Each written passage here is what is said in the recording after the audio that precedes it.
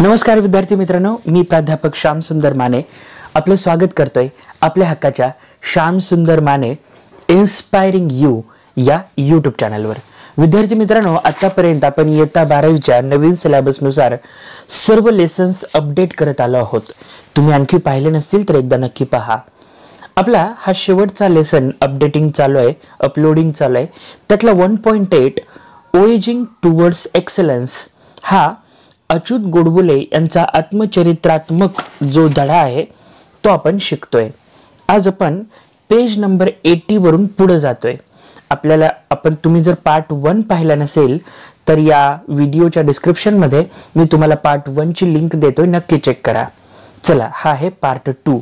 विद्यार्थी मित्रांनो, पार्ट 3 सुद्धा येण्याची शक्यता आहे, कारण हा व्हिडिओ थोडा लांब होतोय, कारण लेसन पण मोठा आहे। ठीक आहे। ते म्हणतात की I was quite happy getting in to IIT but my joy was short lived. इथवर आपण पार्ट 1 मध्ये पाहिलं होतं। ते पुढे असं म्हणतात की at Solapur I had not seen any building which was more than 3 storied. Mumbai, however, was full of skyscrapers. At IIT, most of the students and professors used to converse in English, whereas my English was very poor. I had my entire education in Marathi. My spoken English was quite pathetic. Not only did I have a very weak vocabulary, but my pronunciations also was terrible, and my construction of English sentences very awkward to say the least. Due to all this, I was feeling quite lonely and terrified in Mumbai in general and IIT in particular. I had developed an inferiority complex and wanted to run away from IIT and even Mumbai.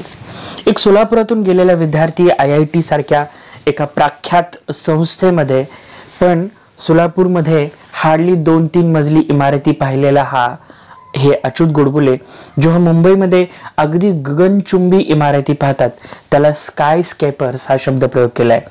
त्याचबरोबर ते आपल्याला खास आवर्जून सांगतात की मी मराठी माध्यमातून शिकलेलो, IIT ला जवळपास विद्यार्थी हे इंग्लिश माध्यमातून शिकून आलेले, त्यांचं इंग्लिश स्टँडर्ड, उच्चार एक्सलंट, व्होकॅब्युलरी अनबिलिव्हेबल, मार्वलस, आणि त्यांच्या समोर माझं ग्रामर, माझं प्रोनाउन्सिएशन, माझं व्होकॅब्युलरी अतिशय पॅथेटिक होतं। या सगळ्यांचा परिणाम काय झाला की अच्युत गोडबोले सरांच्या मनामध्ये एक न्यूनगंड निर्माण झाला। आपण कमी आहोत, आपण कमी पडतोय, आपण यांच्याशी मॅच करू शकत नाहीये, आपण मागं पडतोय, ही कमीपणाची भावना वाढणे त्यालाच शुद्ध मराठीमध्ये न्यूनगंड आणि इंग्लिशमध्ये इन्फेरियरिटी कॉम्प्लेक्स असं म्हणतात। म्हणजे स्वतः कमी असण्याची मानसिक स्थिती। याच्या अपोजिट एक असतो विद्यार्थी मित्रांनो, त्याला आपण म्हणतो सुपेरियरिटी कॉम्प्लेक्स। हा कशामुळे येतो माहिती आहे विद्यार्थी मित्रांनो? जेव्हा आपण आपली तुलना इतरांबरोबर करतो तेव्हा। म्हणून तुमच्या मनात जर कधी इन्फेरियरिटी कॉम्प्लेक्स येत असेल तर first thing I suggest, stop comparing yourself with others. ठीक आहे, आता पुढचा पॅसेज पाहूया। One day I was sitting at my mess table in hostel sipping tea when a senior guy came and sat on the chair adjacent to me. He was a convent educated guy with a fairly sophisticated English, at least spoken or colloquial English. He was a bit arrogant and wanted to pull my leg. He tried to engage in some conversation with me and started pointing out errors in just about every sentence or everything that I said. About 5 minutes, he walked away after insulting me. आता Achyut Godbole sir आपल्याला त्यांच्या जीवनात इंग्रजीमुळे कसा अपमानास्पद वागणूक त्यांना त्यांच्या एका सिनियर कडून मिळाली आणि ती घटना त्यांना एक टर्निंग पॉइंट कशी ठरली हे आपल्याला सांगतायत। अच्युत गोडबोले सर आपल्याला इथून आपल्याला एक नवीन स्टोरी शेअर करतायत की माझं इंग्लिश खराब होतं म्हणून काय झालं, तिथून पुढे माझं इंग्लिश कसं सुधारलं आणि तुम्हाला सांगू विद्यार्थी मित्रांनो, इथून पुढचा जो वोएजिंग टुवर्ड्स एक्सलन्स मधला भाग आहे तो इंग्रजी कसं सुधारावं ह्याचा एक सुंदर मार्गच आपल्याला अच्युत गोडबोले सांगतात. शेवटपर्यंत ही स्टोरी लक्षात घ्या, ऐका. ते म्हणतात की एके दिवशी दुपारी मी कॅन्टीनमध्ये चहाचे घोट रिचवत बसलो होतो. अचानक माझा एक सिनियर विद्यार्थी माझ्या शेजारी येऊन बसला. त्याचं इंग्लिश चांगलं होतं, तो कॉन्व्हेंटने शिकलेला होता. चांगलं म्हणजे एकदम सॉफिस्टिकेटेड होता असं ते म्हणतात. काहीच वेळात त्याने माझ्याशी संवाद साधायला सुरू केला आणि माझ्या प्रत्येक वाक्यात काय प्रत्येक शब्दात मी जे बोलतोय त्यात त्याने चुका काढायला सुरुवात केली. तो थोडा उद्धट होता आणि त्यानं आज मन बनवलं होतं माझी मजा घ्यायची. He wanted to pull my leg असं स्पष्टपणे सांगितलंय. आणि तो 5-1 मिनिट माझ्याशी बोलून माझा पुरता अपमान करून निघून गेला. शेवटचा passage. I felt extremely humiliated and upset. As it is, I was feeling quite depressed and diffident, and this incident was the last straw. I was almost broken. I felt out of place there and literally wanted to run away to Solapur that very moment. However, it was only my self-esteem which stopped me. Suddenly, a feeling of determination and strength came over me and gripped me. Despite hailing from Solapur, if I could be a rank holder in a school, college, and IIT with many awards in mathematics, there must be something right with me. Why should I give up? And that has to for a silly and a small thing like English. I was not to give up anymore, and I was determined to fight back. Page number 81 वर आलो आपण. मी तुम्हाला असंही सांगेन की तुम्ही जर वाचताना किंवा हा व्हिडिओ ऐकताना बुक समोर ठेवून रेफर केला तर अतिशय हेल्पफुल होईल तुम्हाला. ते म्हणतात की अचानक मला तेवढा अपमान झाल्यावर खूप राग आला स्वतःचाच आणि मला खूप ह्युमिलिएटेड फील झालं, खूप अपमानित फील झालं. मला त्या क्षणाला मुंबईमधून अगदी भुरकन उडून सोलापूरला पळत यावं असं वाटत होतं. पण मी तसं करण्यापूर्वी माझा जो आत्मसन्मान आहे, माझा जो सेल्फ इस्टीम आहे त्यानं मला अडवलं. त्यानं मला समजावून सांगितलं, माझ्या मनाने मला समजावून सांगितलं की अरे बाबा, तू शाळेमध्ये पूर्ण सगळ्या वर्षांमध्ये जवळपास 100 पैकी 100 मार्क गणितात मिळवलात. 10वीत तू बोर्डात 16 आलात. IIT मध्ये तू रँक होल्डर आहे. एवढे अवॉर्ड्स आहेत. म्हणजे निश्चितपणे तुझ्यामध्ये काहीतरी चमत्कारिक ताकद आहे, तो स्पार्क आहे. आणि फक्त इंग्लिश सारख्या एका छोट्या गोष्टीसाठी तू क्विट करतोय, तू पळून जातोय नाही. आणि इथून पुढं त्यांनी चंग बांधला की मी इंग्लिश शिकणारच. आणि आता इथून पुढं त्यांनी इंग्लिश कसं शिकलं ह्याची स्टोरी आपल्याला पेज नंबर 81 वर देतात. काय म्हणतात पहा.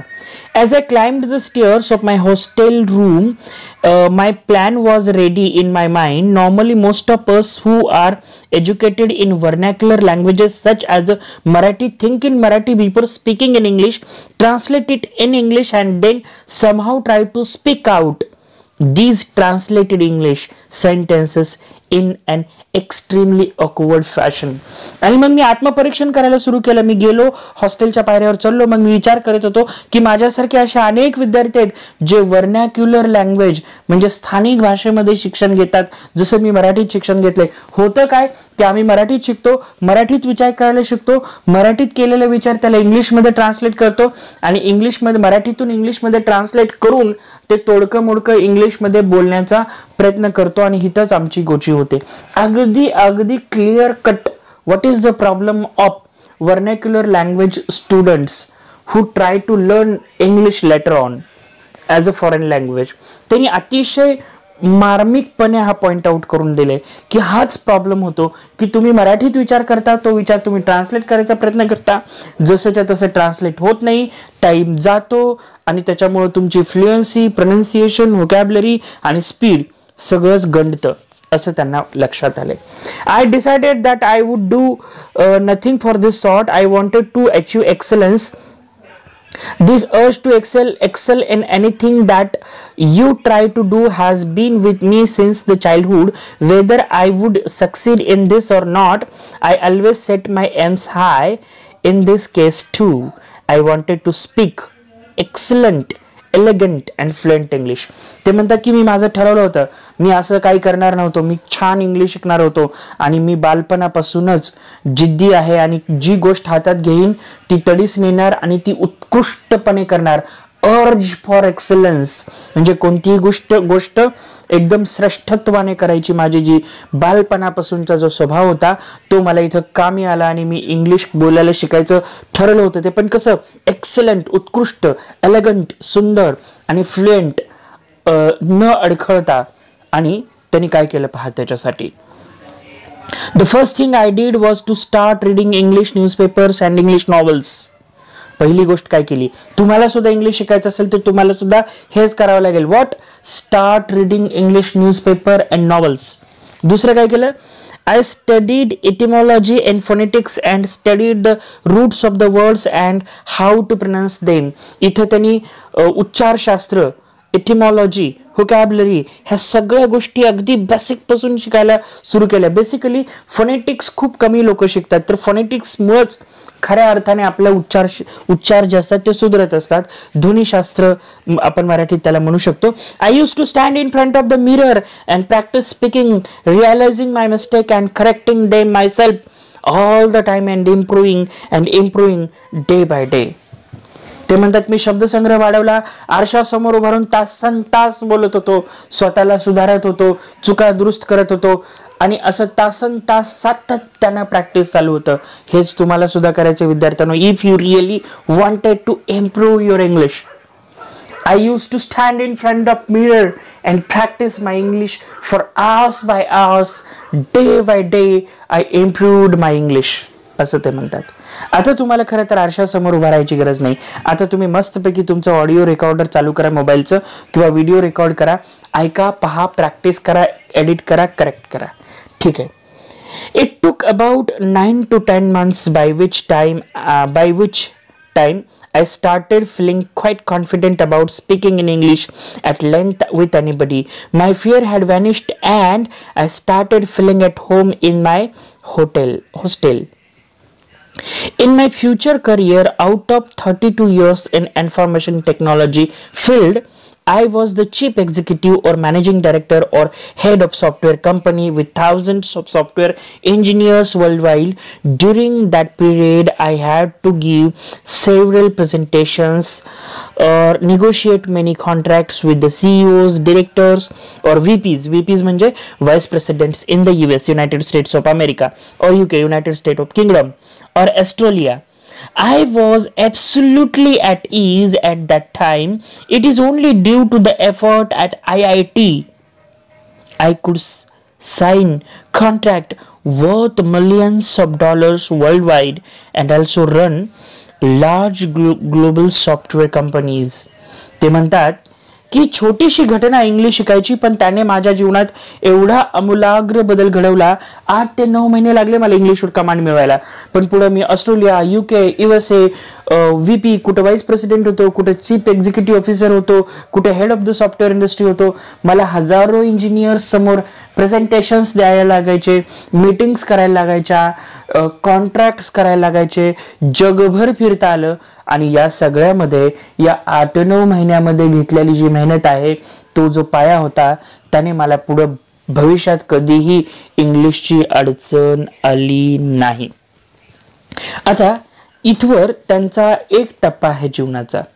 इथून पुढं ते काही चांगल्या मित्राच्या संपर्कात कसे आले आणि एक चांगला ऑथर ते कसे बनले याची एक स्टोरी आपल्याला ते शेअर करतायत.